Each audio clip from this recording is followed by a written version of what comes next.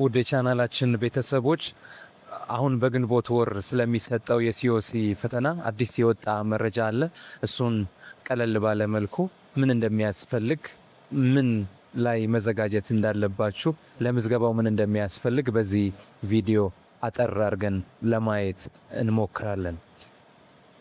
የመጀመሪያው በዚህ በግንቦት ወር ነው የጤና ሚኒስቴር ያቀደው የሲኦሲ ፈተናን ለመስጠት በግንቦት 2018 ላይ ነው። ስለዚህ በዚህ ዙር ሁለቱም ተፈታኞች ማለትም ለመጀመሪያ ጊዜ ባለፈው በቅርቡ በዲግሪ የተመረቁ ተማሪዎች ለመጀመሪያ ዙር የሚፈተኑትን እንዲሁም ደግሞ በድጋሜ ደግሞ በመጀመሪያው ዙር በተለያዩ ዙሮች ተፈትነው ያላለፉ ሁለተኛ ዙር ደግሞ ለመውሰድ እየተዘጋጁ ያሉ ተማሪዎችን ያካትታል ማለት ነው። ስለዚህ በሁለት ዙር ማለትም ለመጀመሪያ ጊዜ ለሚፈተኑ እንዲሁም ደግሞ በድጋሜ ለሚፈተኑ ተማሪዎች ይሰጣል ማለት ነው። በግንቦት 2018 ዋና አስፈላጊ መረጃዎች ምን ማዘጋጀት አለብን? የመጀመሪያው የብሔራዊ መታወቂያ ወይም ናሽናል አይዲ ካርድ ያስፈልገናል። ይህም ናሽናል አይዲ ካርድ 16 ዲጂት ፋን ነምበር ማዘጋጀት አለባችሁ። ደን የስልክ ቁጥራችሁም ኢሴንሻል ነው ማለት ነው። ስለዚህ ዋናው አስፈላጊ መረጃችሁ የብሔራዊ መታወቂያ ናሽናል አይዲ እና የስልክ ቁጥራችሁን አዘጋጅታችሁ መጠበቅ መቻል አለባችሁ። ከዛ አዲስ ሲስተም አለ ጤና ሚኒስቴር ለምዝገባ ዝግጅት ብሎ ያዘጋጀው። ስለዚህ በዛ ላይ የስክሪን ላይ በሚታያችሁ ሊንክ ገብታችሁ ሙሉ ፋይላችሁን ማሟላት ይጠበቅባችኋል ማለት ነው። አሁን በወጣው መረጃ በቅርቡ በተለቀቀው መረጃ ከሚያዝያ 21 እስከ ሚያዝያ 30 2018 ድረስ ሁሉም ተፈታኝ ናሽናል አይዲውን እና ስልክ ቁጥሩን ይዞ ቀደም በመጀመሪያው የገለጽናቸው ሁለቱን ይዞ በሊንኩ አዲስ በተዘጋጀው ሊንክ ስክሪኑ ላይ በምታዩት ሊንክ ገብታችሁ መረጃችሁን ማሟላት ይጠበቅባችኋል ማለት ነው። ስለዚህ ይሄ ምዝገባ ሳይሆን ለምዝገባው መዘጋጃ ነው። ስለዚህ ከሚያዝያ 21 እስከ ሚያዝያ 30 የሚያስፈልጉ ዶክመንታችሁን አሟልታችሁ ለምዝገባው ዝግጁ እንድትሆኑ ነው። ስለዚህ ይሄ ዋናው ምዝገባ ሳይሆን የምዝገባው ዝግጅት ስለሆነ ሁላችሁም ናሽናል አይዲ ያስፈልጋችኋል እና ስልክ ቁጥራችሁ ያስፈልጋችኋል። ስለዚህ በዛ ገብታችሁ እንድታስተካክሉ ያስፈልጋል ማለት ነው። ሌላው አዲስ ተመዛኞች ከሆናችሁ ዝርዝራችሁ ከዩኒቨርሲቲዎች ወይም ከኮሌጆች ወደ ሚኒስትሪ ኦፍ ሄልዝ ይላካል መጀመሪያ፣ ደን ወደ ሲስተሙ ይጫናል። ስለዚህ አዲስ ተፈታኞች ከሆናችሁ በስልካችሁ ነው መረጃው የሚደርሳችሁ። በስልካችሁ የሚያስፈልጉ መረጃዎችን በቴክስት ይገባላችኋል። ከዛ እሱን ተጠቅማችሁ ነው። ከውጭ የተመረቁ ተማሪዎች ከሆኑ የእኩልነት ሰነድ ያስፈልጋል። የኢቲኤ እና ማጠናቀቂያ ኤክስተርንሺፕ ማጠናቀቂያ ደብዳቤ መያዝ ያስፈልጋል። ከዛ ምዝገባው በኦንላይን ነው የሚሆነው ማለት ነው። ስለዚህ እዚህ ጋር አንድ ማንሳት የምፈልገው የምዝገባ ቦታችሁን ወደፊት የምዝገባው ጊዜ ሲታወቅ ሳይት የምትፈልጉት ሳይት እንዲደርሳችሁ ቀድማችሁ መመዝገብ መቻል አለባችሁ ማለት ነው። ከብዙ ተመዛኝ ስላለ ቦታዎች ሊሞሉ ስለሚችሉ ቀድማችሁ፣ እኛም በዛን ወቅት ወዲያውኑ ኢንፎርሜሽን ሼር ለማድረግ እንሞክራለን። የምዝገባ ሂደቱንም ቀለል ባለ መልኩ እንዴት መመዝገብ እንደምትችሉ እናዘጋጃለን።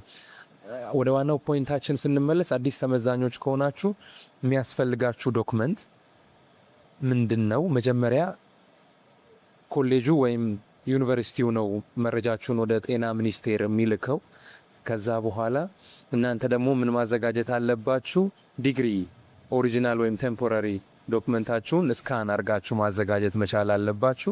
ከዛ በኋላ ናሽናል አይዲም እስካን አርጋችሁ ማዘጋጀት ይጠበቅባችኋል ማለት ነው። ደን ድጋሚ የሚፈተኑ ተማሪዎች ከሆኑ ሲስተሙ ኦልሬዲ የእነዚህ ተማሪዎች ሊስት አለ። መረጃው በሲስተም ውስጥ ቀድሞ የገባ ስለሆነ ምንም የሚያስቸግር ነገር የለም። ገብቶ ኮንፊርም አድርጎ መመዝገብ ብቻ ነው ማለት ነው ድጋሚ የሚፈተኑ ከሆነ። ስለዚህ ዶክመንት ማስገባት የሚጠበቅባችሁ አዲስ የተመረቃችሁ ለመጀመሪያ ዙር የምትፈተኑ ተማሪዎች ትሆናላችሁ ማለት ነው። ከዛ ከምዝገባውን ካጠናቀቃችሁ በኋላ ድጋሚም ይሁን አዲስ ተመዛኞች ከሆናችሁ ከምዝገባ በኋላ አድሚሽን ፔፐር አለ ዳውንሎድ ማድረግ ያለባችሁ። ያቺን ወረቀት ዳውንሎድ አድርጋችሁ መያዝ ያስፈልጋል።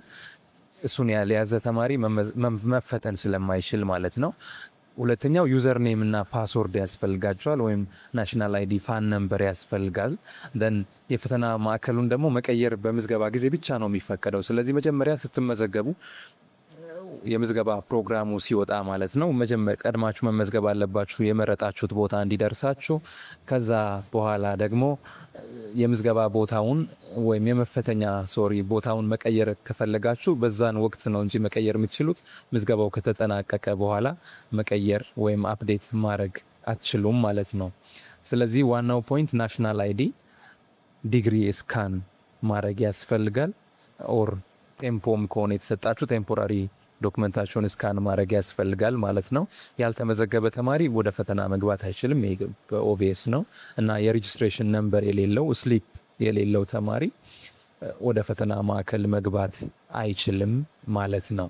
ስለዚህ ቅድምም እንዳልነው የምትፈልጉት ቦታ እንዲደርሳችሁ ከፈለጋችሁ በጊዜ መመዝገብ መቻል አለባችሁ፣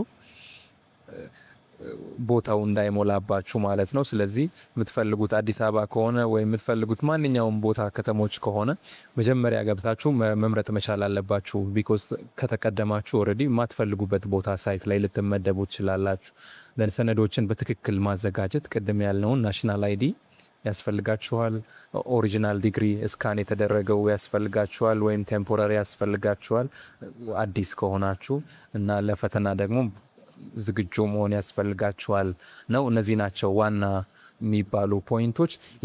ቅድምም እንዳልነው የመመዝገቢያው ጊዜ ወደፊት እስከሚታወቅ ድረስ አሁን ማድረግ ያለባችሁ በተጠቀሱት ጊዜያት ውስጥ አሁን ወዲያውኑ ገብታችሁ መረጃችሁን ማሟላት ያስፈልጋል። አዲስ ተመዛኞች ከሆናችሁ በስልካችሁ ቴክስት ይገባላችኋል፣ ወይም ኮሌጆቹ ዩኒቨርሲቲዎቹ ኢንፎርሜሽኑን ለጤና ሚኒስቴር እንደላኩ ቴክስት በስልካችሁ ይገባል። ያችን ይዛችሁ ዶክመንታችሁን በሲስተሙ ገብታችሁ ማሟላት አለባችሁ እንላለን።